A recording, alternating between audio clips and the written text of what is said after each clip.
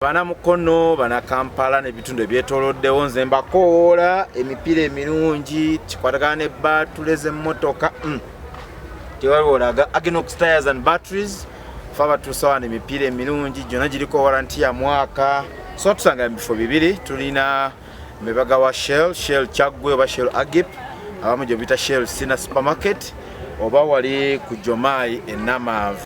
Omubaka wa gavumenti mu disitulikiti y'e Mukono RDC Fatuma Ndisaba Nabitaka alabudde abanaddiini bonna n'abantu ababulijjo abanagezako okulemesa okugema abantu ekirwadde kya yellow fever n'agamba bajja kubakwata ababasibe okubanga eno pulogulaamu ya gavumenti. Ndisaba agamba eddagala ddungi era terina bulabe ku muntu yenna alina okwenyigira mu kugema kuno okulaba nga akkiriza abantu bonna bonna abalina okugemebwa nga babagema. Tetusuubirayo omuntu yenna wa bulijjo asobola okuwakanya enkola eno ey'okugema kubanga mukiraba ne mu COVID-19 abantu bavangayo ne boogera ebyabwe ebitakwatagana ng'akayiso bwe katta nga bwe kali katya naye tetunafunayo ku research tanatulagayo omuntu yenna yafa kugemwa kwaki kwa COVID-19. Omusujja guno ogw'enkaka oba yellow fever gubaddewo okumala ebbanga lyonna naye ng'era abantu bafumba ebiragalalagala byabwe ebiganda naye ng'era tegukola ki teguwona. Kati gavumenti bw'evaayo n'ekola research negamba kati katugeme kitegeeza nti waliwo obulabe obukola ki obugenda maaso kati tugema ocontrollinga spread oba okusasaana kwa kaluka kano akasaasanya omusujja guno gukosa ekibumba oba guyinza okuyita ogw'enkaka mu Luganda. N'olwekyo tutwala omukisa guno okutegeeza abantu bonna abali eyo mu byalo abakulembeze baani abayinza okuvaayo okugamba nti temukkiriza genda kubagema ekyo kibi nnyo kubanga abantu bannayuganda balina right ku ddembe lyabwe abantu balina right okugemebwa abaana baffe balina right n'abali mu masomero bonna bagenda bagema era abantu mu bitundu mwenda mugenda kusuubira abasawo bano mugenda kubalaba nga bazza okukola ki okugema. Waliwo enzikiriza ezigaana okugema ng'ezakanyiriri tugenda kutambula ne ttiimu ey'ebyokwerinda abasawo baffe tugenda bawa security abantu abo bonna mu batuwandiikire tujja bakwata ku mpaka bagemebwe ate tujja kusiba buli muntu yenna avaayo okutaataaganya ensonga eno ey'okukola ki ey'okugemwa. N'olwekyo tetusubirayo omuntu yenna agenda kutaataaganya nsonga eno kubanga naffe abakulembeze mutulabye nga tugemwa kitegeeza tetuyinza ate kuleeta butwa mu bantu baffe ate naffe obutwa obwo ne tukola ki ne tubwekuba. N'olwekyo bannayuganda mwena ne bannamukono mbakubiriza nti okugemwa kya buntu era tewali ayagala muntu kubanga alwala muve mu kuwuliriza ebintu ebitagattako mujje babageme n'abaana mubakkirize bagemebwe tusobole okufuna eggwanga eririmu abantu abalamu ate abantu abalamu be basobola okukola emirimu gyabwe. Ye Reverend Daniel balabye ekkubyo ngono yakiikiridde Bishop w'e Mukono Enosito Kagodo asabye abantu bonna okulaba nga beenyigira mu by'obulamu ddala okubagema okuba ne mu Bayibuli Yesu yagenda awonya abantu nekitegeeza essala yokka si yeemalako mu bujjanjabi wabula n'obujjanjabi bwennyini ng'omuntu ng'ageze n'afuna eddagala abeera ajja kuwona obulungi baleme kwekwasa kya Bayibuli na kya ddiini ne Yesu naye yagenda awonya abantu butereevu. Gala omwoyo omulamu gutuule mu mubiri omulamu. Katonda waffe addiiringa n'abalamu taddiiringa n'abafu. Era bw'osoma Omubuulizi essuula 9:10 lugamba nti bw'omala okufa tekyali nkolagana yonna bw'ofa kiba kiwedde. Kati omulamu yasinza Katonda, omulamu yatereeza, omulamu yalongoosa. So kigambo ky'okugemesa ky'okugema kintu kikulu nnyo ng'ekkanisa tukyagala nnyo. Era ne Yesu kennyini waliwo we yawonyanga abantu yalina obuyinza okwogera ng'obwogeza ekigambo naye waliwo we yawanda amalusu ku ttaka n'akwata amalusu ago n'agatabula n'ettaka ku muntu ku maaso n'awona. Bw'oba onnyonnyola ekigambo ekyo ekyokutabula ettaka kirimu amakulu mangi nti oba lyeddagala lye bakugamba nti aha genda onywe oba yemmumbwa gy'osiira bw'oti oba ebbombo ly'obagamba nti no nti genda oyenga onywe empiso ekukubibwa ate era lumu Yesu era yagenda n'agamba nti genda wennyike mu kidiba owone.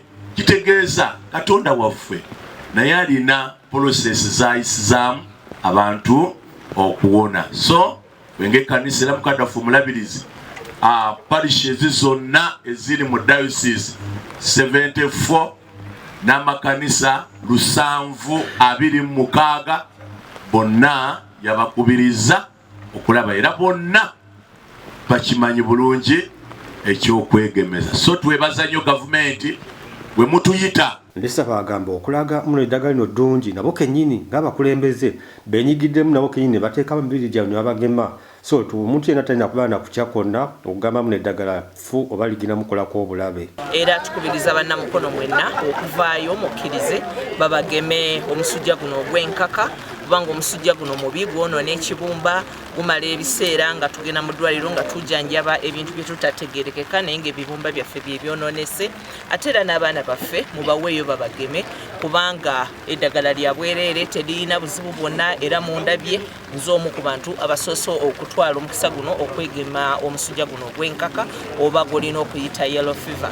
Ebintu bingi bye tukekereza oba bye tusevinga senga okkiriza okugema omusujja guno gamba nga ssente mu nsawo zibeera nga mweziri tezoononeka kugenda mu bukiliniki kwejjanjaba ekyokubiri ebiseera ebyokusoma ebiseera ebyokuba nga okola emirimu gyo byonna oba obikekereza n'olwekyo bannamukono mwenna mbakubiriza okuvaayo okukkiriza babageme omusujja guno ogw'enkaka oba omusujja ogwa yellow fever. Bannayuganda bw'oba onoolinnya ennyonyi okugema lwaki bannaffe abo abali mu mawanga ag'ebweru bakitwalira ddala nga kiba kyakive singa ozuulwa ng'olimu obulwadde nga buno buli preventable.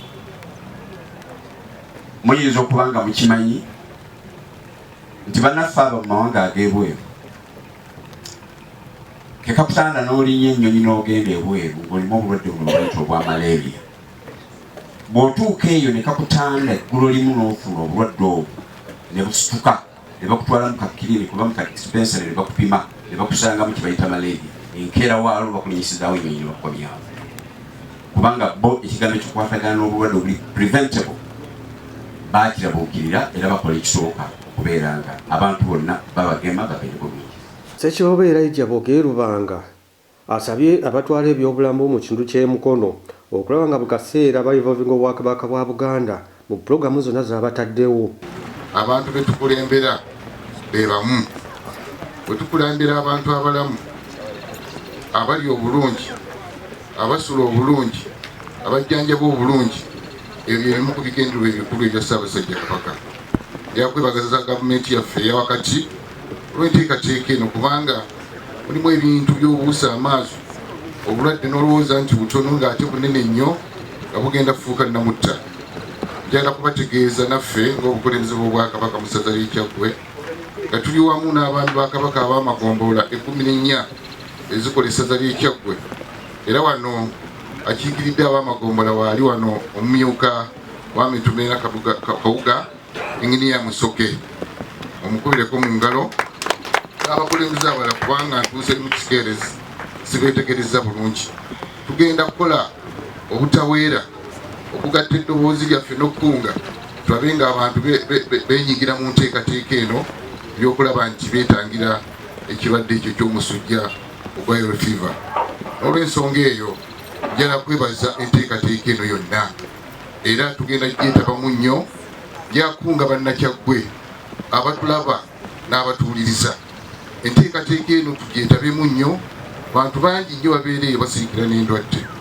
Twagala kubakunga ku buli mutendera tugende twegemese endwadde ezo seeno yokka ndwadde nnyingi. Ssaabasajja avuddeyo nnyo mu ndwadde nnyingi naddala akawuka ka siriimu. Atwala ebyobulamu mu disitulikiti y'e Mukono Dr. Stephen Mulindwa agamba bateebereza okugema abantu 53,000 mu disitulikiti y'e Mukono yokka era nga okugema kuno kugenda mu bitundu ebyenjawulo mu disitulikiti y'e Mukono. Tugenda gema abantu abalina omwaka gumu okukira ddala ku myaka 6. Okugema kutandise leero ng'ennaku z'omwezi 2 era kujja kuba kukomekerezebwa ennaku z'omwezi 8 omwezi gwa April. Tutandise n'amasomero gonna omuli ne yunivasite n'amalwaliro ga gavumenti gonna gagenda kuba gagema buli lunaku. Tujja kuba tugenda ne mu byalo oba ku miruka nga tukolagana n'abasawo baffe ba village related team be tuyita ba VHT bajja kuba babategeeza wawe tugenda okugemera tusobole